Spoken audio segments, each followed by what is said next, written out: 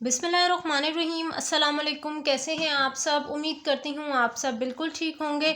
आज की video new syllabus mathematics 8th edition पर है और ये है हमारे पास वर्कबुक नंबर 3। बच्चों, आज की वीडियो के अंदर मैं आपके साथ chapter number 1 algebraic fraction and formulas उसकी वर्कशीट नंबर 1A का पार्ट 2 शेयर करने जा रही हूँ। तो आप सब बच्चे पेज नंबर 1 को ओपन कर लें और मेरे साथ आपने इन सारे क्वेश्चंस को सॉल्व करना है। वीडियो को अंत तक ज़रूर देखिएगा ताकि आपको सारे क्वेश्चन आसानी से समझ आ सके।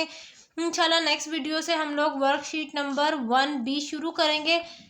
चलिए फटाफट से सब बच्चे पेज नंबर 1 ओपन कर लें। क्वेश्चन नंबर 3 की तरफ देखिए, इसमें लिखा हुआ है simplify each of the following, यानी इन क्वेश्चंस को भी आपने सिंपलेस्ट फॉर्म तक लेकर जाना है। लेकिन इन क्वेश्चंस में क्या है, इनमें ज़्यादातर आपके दो फार्मूलाज यूज़ हो रहे हैं। उन फार्मूलाज की हेल्प से आपने इन क्वेश्चंस को सॉल्व करना है। पहला फार्मूला है a² - b² = a+b and a-b। ये फार्मूला है पहला। दूसरा है a-b² = a² - 2ab + b²। ये दो फार्मूलाज हैं जो यूज़ हो रहे हैं इस क्वेश्चन नंबर 3 के अंदर, जिसके ज़रिए हम क्वेश्चंस को सिंप्लीफाई करेंगे। चलिए हम इनका सॉल्यूशन देखते हैं और समझते हैं कि इन फार्मूलाज को हमने कैसे यूज़ करना है। पार्ट ए देखिए, इसका क्या है, a² - 16b² / ab + 4b²। ये फार्मूला है, ये क्वेश्चन है बेसिकली। अब इसमें देखिए ये a² - b² का फार्मूला लग रहा है, जिसका क्या था कि पहले हमने इसको स्क्वायर फॉर्म में लेकर आए।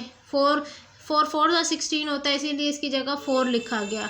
फिर a+b और a-b की शक्ल में इसको लिख लिया। नीचे b कॉमन आ रहा था क्योंकि यहाँ पर b की पावर 1 थी और यहाँ b की पावर 2 थी, तो b की पावर 1 यानी लोएस्ट पावर को कॉमन लिया जाता है, वो कॉमन ले लिया, कैंसिलेशन हुई और क्वेश्चन इस तरह से करके सॉल्व हो गया। ये हमारा क्वेश्चन नंबर ए सॉल्व हो गया। बी की तरफ चलते हैं। बी देखिए, 6a - 6b² / 6a² - 6b²। सबसे पहले आपने ये देखना है कि हमारे पास कोई चीज़ कॉमन तो नहीं आ रही। यहाँ देखिए, यहाँ पर आपने क्या करना है, यहाँ से आपने 6 को कॉमन लेकर लेकिन होल ब्रैकेट में स्क्वायर ही लिखना है। फिर 36 6 6 36 हो जाएगा। a - b² as it is रहेगा। नीचे से भी यहाँ 6 कॉमन आ रहा है, डिनोमिनेटर में 6 कॉमन ले लिया। देन उसके बाद ऊपर नीचे जो है इनकी कैंसिलेशन होगी, ये कैंसिलेशन हो गई और फिर हमारे पास आंसर आ गया 6a - b / a+b।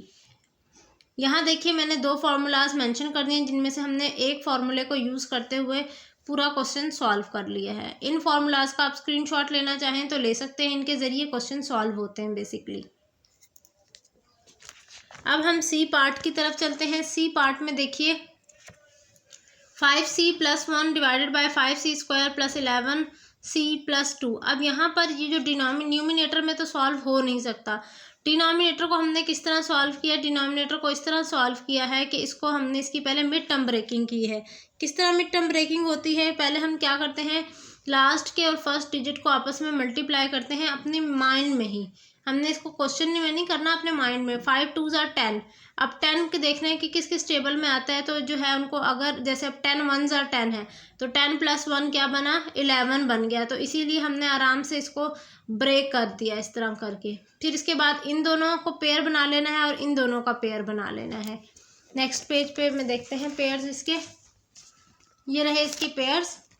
ये देखिए 5c कॉमन लिया, c + 2, यहाँ भी c। अब ये दो कॉमन आ रहे हैं तो इनको एक दफ़ा लिखना है और जो ये दोनों हैं इनको एक दफ़ा ब्रैकेट में लिखते रहें। कैंसिलेशन हो जाएगी, ऊपर नीचे आंसर आ जाएगा 1 / c + 2।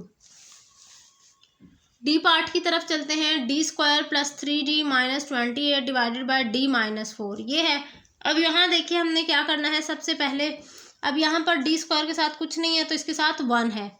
28 1 * 1 और 28 किस टेबल में जा रहा है देखते हैं, 7 के टेबल में जाता है। 7 4 = 28, तो 7 में से 3 4 निकालें तो आंसर हमारे पास 3 ही आता है। ये हमने उसकी मिड टर्म ब्रेकिंग कर दी। फिर अगेन वही पेयरिंग बनाई, पेयरिंग बनाकर इनके ऊपर नीचे कैंसिलेशन हुई, आंसर आया d + 7। इस तरह करके इसका हमने डी पार्ट भी सॉल्व कर लेना है। यानी अब आगे मोस्टली क्वेश्चन इस तरह के हैं जिनमें मिड टर्म ब्रेकिंग हो रही है। इसको हम आसान ज़बान में फैक्टराइजेशन भी कहते हैं। नेक्स्ट पार्ट देखिए, H square plus 9h plus 18। अब 18 और इसके साथ कुछ नहीं, इसके साथ 1 है, तो 18 1 जार 18। अब हमने देखना है, देखो 9 2 जार भी 18 होता है, लेकिन उसके रिजल्ट में हमें 9 नहीं मिल रहा, तो 6 3 जार 18 देखें तो 6 + 3 क्या बनेगा, 9 बनेगा। यहाँ पर हमने मिड टर्म ब्रेकिंग की, कैंसिलेशन हुई, फिर उसके बाद और हमारे पास आंसर आ गया h-3 डिवाइडेड बाय h। इस तरह करके हमने ये ई पार्ट भी सॉल्व कर लिया है। अब चलते हैं नेक्स्ट पार्ट, ई के बाद एफ पार्ट के ऊपर। यहाँ पर क्वेश्चन में क्या है कि डिनोमिनेटर में भी और न्यूमिनेटर दोनों में मिड टर्म ब्रेकिंग होगी, तब जाके ये क्वेश्चन सॉल्व होगा। देखिए हमने ऊपर भी मिड टर्म ब्रेकिंग की हुई है और नीचे भी मिड टर्म ब्रेकिंग की हुई है। ये हमारे पास हो गया मिड टर्म ब्रेकिंग करके सॉल्व। आप स्क्रीनशॉट लेना चाहें तो ले सकते हैं। बस बाज़ जगह अल्फ़ाबेट्स में के लिखा है, कहीं एच कहीं एम, लेकिन सॉल्व उसको सेम तरीके से ही करना है।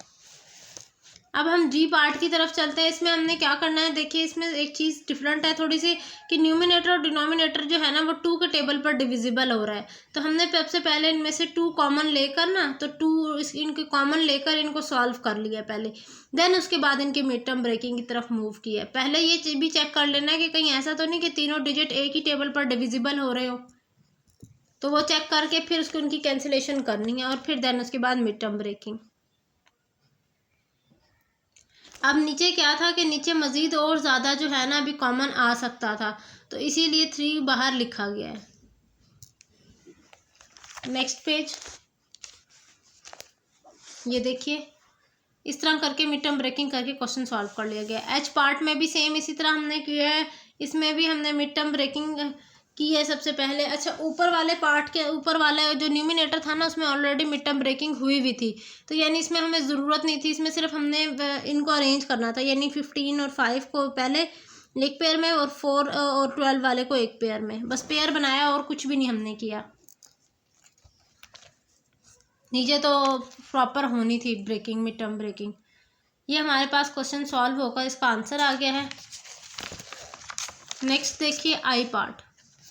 आई पार्ट में क्या है कि ऊपर वाले हिस्से के अंदर जो है वो फार्मूला लग रहा है a-b का होल स्क्वायर का, और नीचे लग रहा है a² - b² का, लेकिन उसके लिए भी सबसे पहले 8 भी 2 पर डिविजिबल है और 98 भी 2 पर डिविजिबल है, वो सॉल्व किया है पहले। ये हमारा क्वेश्चन सॉल्व हो गया इस तरह करके।